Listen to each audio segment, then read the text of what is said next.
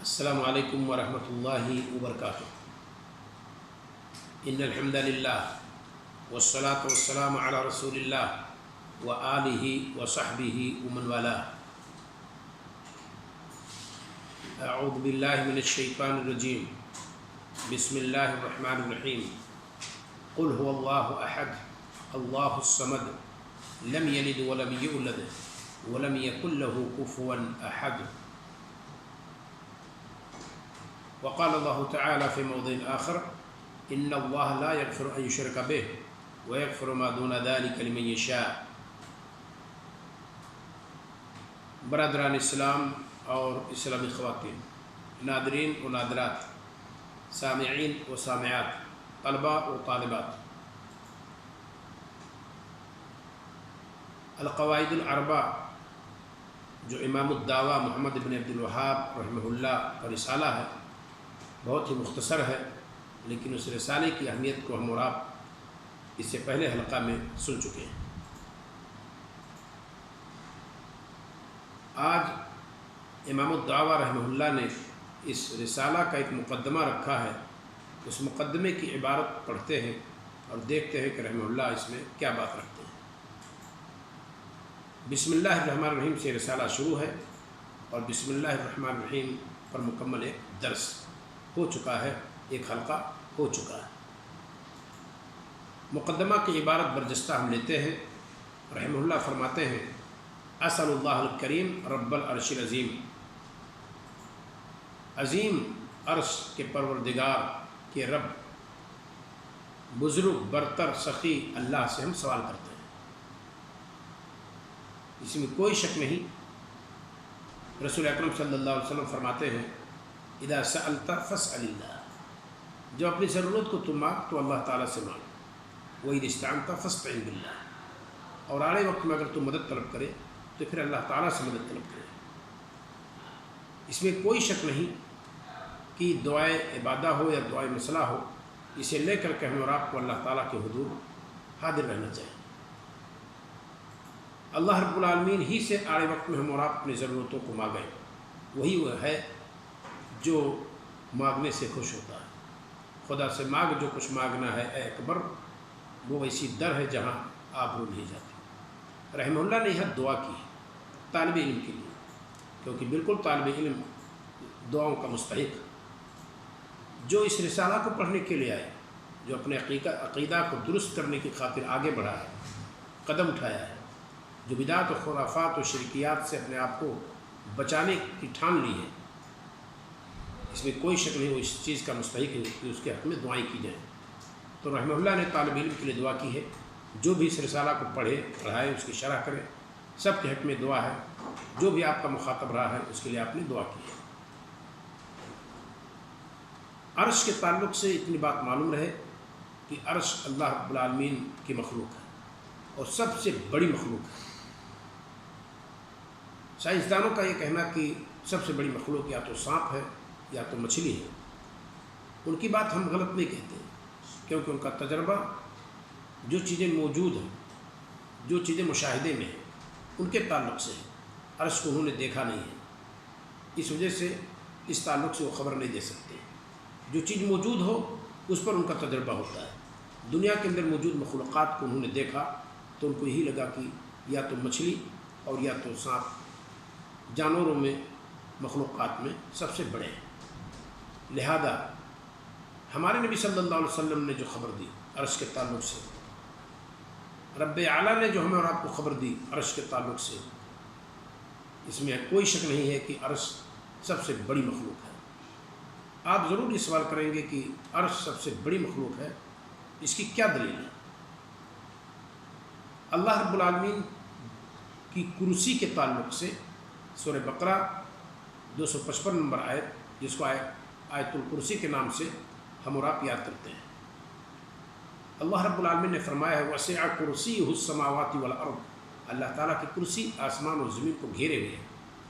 اور کرسی کے تعلق سے حدیث کے اندر موجود ہے موضوع القدمین، اللہ تعالیٰ کے دونوں قدم کے رکھنے کی جگہ ہے کرسی۔ اور کرسی کا حجم کیا ہے؟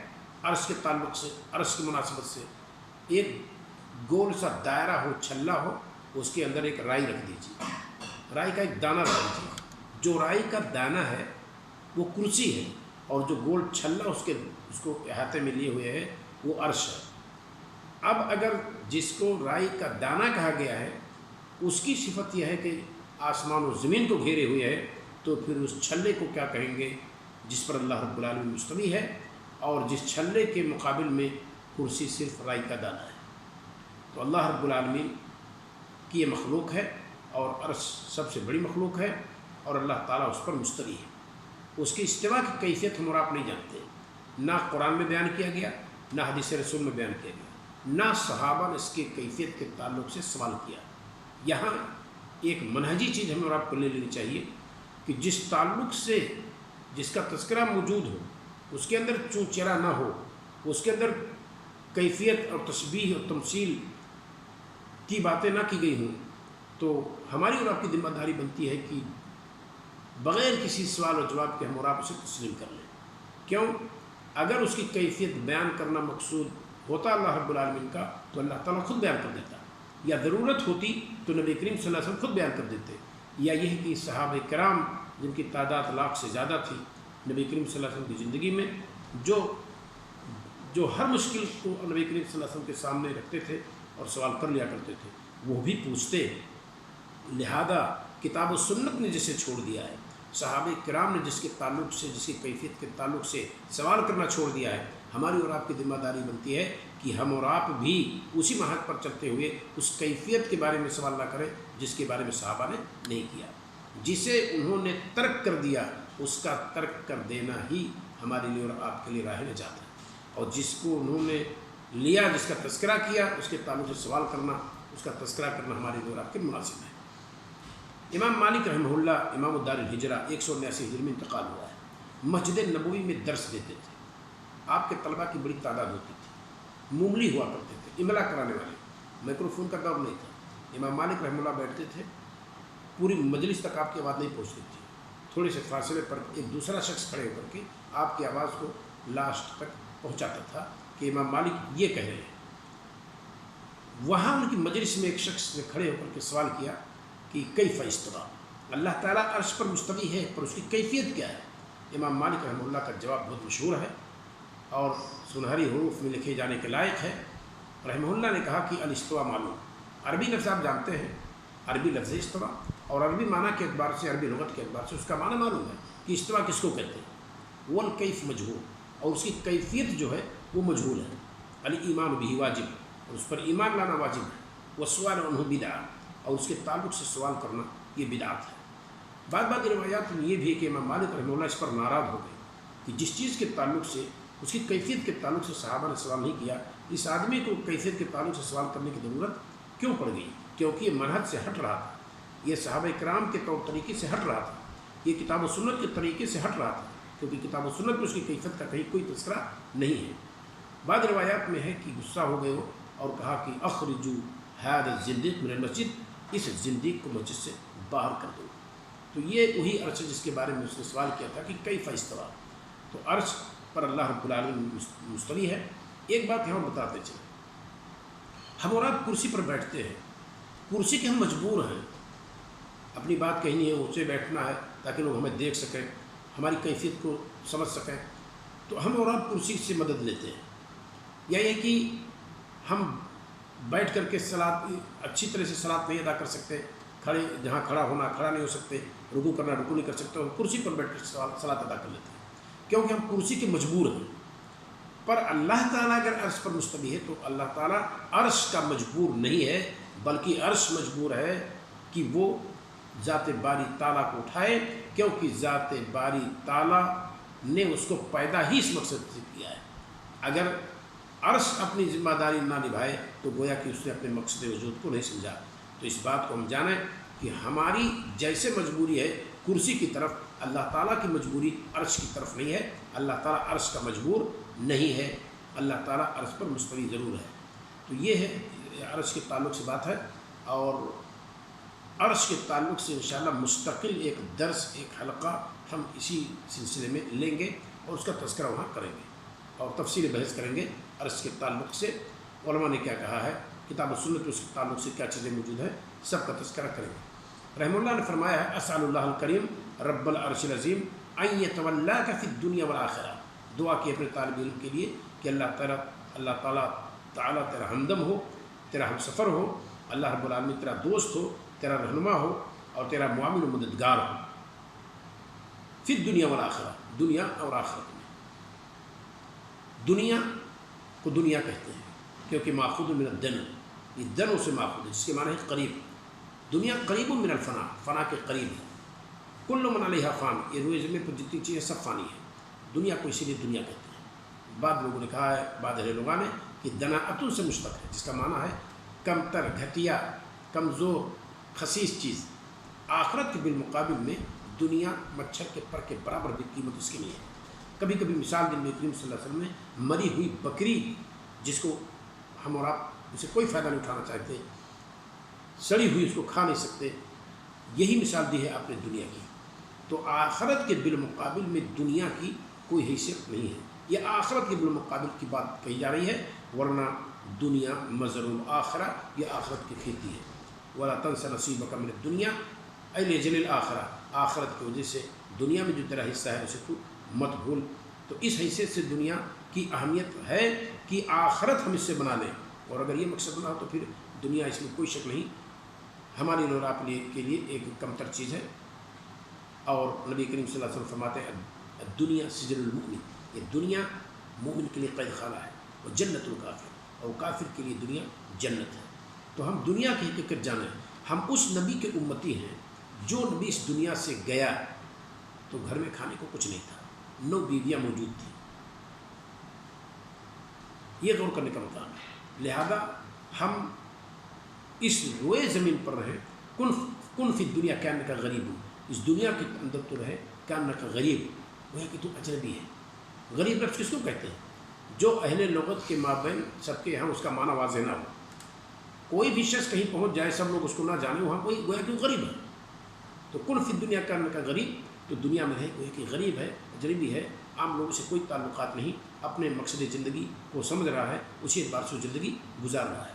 کن فی الدنیا کانک غریب او عابر سبیل، یا راہ رو ہے، چلنے والا، مسافر ہے۔ مسافر کو راستے سے کیا مطلب، اس کو استعمال ضرور کر لینا ہے، پر راستے کو کوئی لادتا نہیں ہے۔ یہی ہماری اور آپ کی حیثیت ہے دنیا کے تعلق سے، کہ دنیا میں رہیں گے، دنیا میں رہیں گے، اتنا ضرور کھائیں گے کہ دنیا میں رہیں اور زندہ رہیں، لیکن مقصد صرف دنیا کمانا نہ ہو، مقصد اس دنیا میں ہمیشہ ہمیں رہنا نہ ہو۔ اگر یہ کسی نے مقصد بنا لی تو پھر وہ ڈوب جائے گا۔ کشتی پانی پر ضرور چلتی ہے، لیکن پیٹ میں اپنے پانی کو کشتی نہیں بھرتی ہے، کیونکہ کشتی اگر پانی کو پیٹ میں بھرے تو اس کا نتیجہ ڈوب جانا ہے۔ یہی اس دنیا میں رہنے والے انسانوں کا ہے کہ ہم دنیا میں ضرور رہیں گے، اتنا کریں گے، اتنا جتنے سے ہماری زندگی آرام کے ساتھ کٹ جائے، بال بچوں کی ضرورتیں پوری ہو جائیں، لیکن اگر ہم نے پیٹ بھرنا شروع کر دیا دنیا سے تو جو نتیجہ کشتی کا ہے اس سے اچھا نتیجہ ہمارا اور آپ کا نہیں ہو سکتا ہے، اگر ہم نے اور آپ نے دنیا کا بن کر کے ہونا یہاں سمجھ لیا۔ تو یہ رحم اللہ کہتے ہیں کہ اللہ تعالیٰ تیرا دوست ہو، تیرا ہمدم ہو، اللہ رب العالمین تیرا رہنما ہو، اللہ رب العالمین تیرا ولی ہو، مددگار ہو، دنیا میں اور آخرت میں، اور اس میں کوئی شک نہیں۔ اس شخص کے لیے اللہ تعالیٰ کی ولایت کی دعا کرنی کہیں زیادہ ضروری ہے جو شخص توحید کو پڑھنے کے لیے بڑھا ہے، جو شرک سے بچنے کے لیے بڑھا ہے، جو توحید کی طرف لوگوں کو دعوت دینے کے لیے بڑھا ہے، جو شرک اور اس کی مذمت سے لوگوں کو آگاہ کرنے کے لیے بڑھا ہے، وہ کہیں زیادہ اس لائق ہے کہ اس کے حق میں دعا کی جائے کہ اللہ رب العالمین اس کا ولی ہو، اس کا مددگار ہو، اس کا معاون ہو، اور دنیا اور آخرت میں اللہ رب العالمین اس کا رہبر ہو۔ اس میں کوئی شک نہیں ہو، طالب علم کہیں زیادہ مستحق ہے اس چیز کا۔ یہاں ان یتولاک، اس تعلق سے اللہ رب العالمین نے قرآن میں فرمایا ہے، بہت اہم آیت ہے، کہ اللہ رب العالمین اپنے ولیوں کا دوست ہے۔ اللہ ولی الذین آمنوا، اللہ ان کا ولی ہے، مددگار ہے، دوست ہے جو ایمان لائے۔ کردار کیا ہے اللہ تعالیٰ کا یہاں؟ یخرجہم من الظلمات الی النور، اللہ رب العالمین یہ اپنے بندوں کو، نیک بندوں کو، اپنے ولیوں کو تاریکی سے روشنی کی طرف لاتا ہے، کفر سے ایمان کی طرف لاتا ہے، والذین کفروا اولیاءهم الطاغوت، اور جو کفر کے مرتکب ہیں ان کے دوست، ان کے رہنما، ان کے معاون و مددگار طاغوت ہیں۔ اللہ کے علاوہ جس کی بھی پرستش کی جاتی ہے وہ سب طواغیت ہیں، خواہ وہ راضی ہوں یا نہ راضی ہوں۔ یہ اور بات ہے، جو راضی ہوں گے کہ ہماری پرستش کی جائے وہ، اور جو ان کی عبادت کرتے ہیں یہ سب جہنم میں رہیں گے۔ اور اگر کسی کی کوئی عبادت کرتا ہے وہ راضی نہیں ہے تو گرچہ اس طاغوت کہا جائے لیکن وہ قابل مذمت نہیں ہے، اور نہ ہی ان کو اللہ رب العالمین جہنم میں بھیجے گا۔ کیوں؟ کیونکہ وہ اس سے راضی نہیں ہے۔ جیسے عیسیٰ علیہ السلام کی عبادت کرنے والے گرچہ ان کی عبادت کرتے ہیں لیکن عیسیٰ علیہ السلام کی غلطی اس میں نہیں ہے، انہوں نے برجستہ قرآن کے اندر موجود ہے کہ رب العالمین جب سوال کرے گا کہ کیا اے عیسیٰ تو نے یہ کہا تھا کہ مجھے اور میری ماں کو معبود بنا لو، تو کہیں گے کہ اللہ پاک ہے تو ہم ایسی بات کیوں کہہ سکتے ہیں؟ ان قلت ہو فقط علمتا، مولا اگر میں نے ایسا کہا ہوگا تو جانتا ہے، تو جانتا ہے اسے جو میرے دل میں ہے، نفس میں ہے، اور اسے بھی جانتا ہے جو تیرے نفس میں ہے، جبکہ میرا یہ علم ایسا نہیں ہے کہ میں وہ بھی جانوں جو تیرے دل کے اندر، تیرے نفس کے اندر ہے۔ تو گویا کہ عیسیٰ علیہ السلام اس سے بیزاری ظاہر کریں گے۔ عزیر علیہ السلام کی پوجا یہودی کرتے تھے، ابن اللہ کہتے تھے، ملائکہ کی پوجا کرتے تھے، تو دیگر نیک لوگوں کی پوجا کرتے تھے، ود سوا یہود یہ نیک لوگ تھے نوح علیہ السلام کے قوم کے۔ اگر نیک لوگ تھے ان کی لوگ پوجا کرتے ہیں تو نیک لوگوں کو اس سے کوئی سروکار نہیں ہے، ان کو اللہ رب العالمین جہنم رسید نہیں کرے گا کیونکہ وہ اس سے بری ہے۔ تو یہاں اللہ رب العالمین نے فرمایا والذین کفروا اولیاءهم الطاغوت، جو کفر کے مرتکب ہیں یا جنہوں نے کفر کیا ان کے اولیاء، ان کے دوست اور ان کے معاون و مددگار طاغوت ہیں۔ سورہ بقرہ آیت نمبر 57 میں اللہ رب العالمین نے یہ بات کہی ہے۔ اور جب اللہ رب العالمین بندے کا مددگار ہو جائے، ولی بن جائے، تو اس میں کوئی شک نہیں بندے کو اللہ تعالیٰ برائی سے نکالے گا، کفر و شرک سے کی گھٹا ٹوپ تاریکی سے نکالے گا، اور توحید کی شاہراہ کو اس کو کھڑا کرے گا، اس میں کوئی شک نہیں ہے۔ اور جب انسان طاغوت کو اپنا ولی بنا لے تو پھر وہ اس کو کفر کی طرف لے جائے گا، گمراہی کی طرف لے جائے گا، برائی کی طرف لے جائے گا، بدعت و خرافات کی کھائی میں ڈھکیل دے گا، اس میں کوئی شک نہیں ہے۔ یہاں اللہ رب العالمین نے فرمایا ایک ذالک بأن اللہ مولا الذین آمنوا وأن الکافرین لا مولا، یہ بات اس وجہ سے اپنے نیک بندوں کو، اپنے ولیوں کو، جن کا اللہ خود ولی ہے، ان کو اللہ رب العالمین تاریکی سے روشنی کی طرف لائے گا۔ اور ایسا کیوں کرے گا؟ ذالک بأن اللہ مولا الذین آمنوا، اس وجہ سے کہ اللہ تعالیٰ مومنوں کا مولا ہے، والی ہے، مددگار ہے۔ وأن الکافرین لا مولا لهم، اور حقیقی معنوں میں کافروں کا کوئی ولی، کوئی مددگار نہیں ہے۔ یہ سورہ محمد آیت نمبر 11 کے اندر موجود ہے۔ تو ہمیں اور آپ کو یہ بات جاننی چاہیے کہ اللہ رب العالمین جس کا ولی اور مددگار بن جائے، اللہ رب العالمین جس کا معاون بن جائے، جس کا مولا بن جائے، اس میں کوئی شک نہیں اس کو اللہ رب العالمین دنیا اور آخرت میں نجات دے گا، اور دنیا اور آخرت میں اس کی رہبری صحیح کرے گا۔ اور جو شخص توحید کو سیکھنے کے لیے آگے بڑھا ہے، شرک سے بچنے کی کوشش کر رہا ہے، وہ اس کا مستحق ہے کہ وہ اس کو اللہ تعالیٰ کی ولایت حاصل ہو اور اللہ تعالیٰ اس کا معاون و مددگار ہو۔ تو آپ کی عبارت کیا ہے؟ اسأل اللہ الکریم رب العرش العظیم ان یتولاک فی الدنیا والآخرہ، اور آخرت کو آخرت کہتے ہیں کیونکہ یہ پہلے کے بعد ہے۔ اولا اگر دنیا ہے تو اخرى یا آخرت یہ آخرت ہے، لاسٹ میں آنے والی چیز ہے، بعد میں آنے والی چیز ہے، اسی وجہ سے اس کو آخرت کہتے ہیں۔ دار تین ہے، دار فنا اس کو دار دنیا کہتے ہیں، دار برزخ و دار آخرت، اور تینوں کے احکام الگ ہیں۔ یہاں کوئی ایسی بات نہیں کہ میں بس دنیا کی نسبت سے اگر ہم کہنا چاہیں تو کہہ سکتے ہیں کہ دار تین ہے، دار دنیا جس کو دار فنا کہتے ہیں، دار برزخ جس کو عالم برزخ کہتے ہیں، اور ایک عالم آخرت ہے، اسی کو عالمین بھی کہتے ہیں، رب العالمین ہم اور آپ کہتے ہیں۔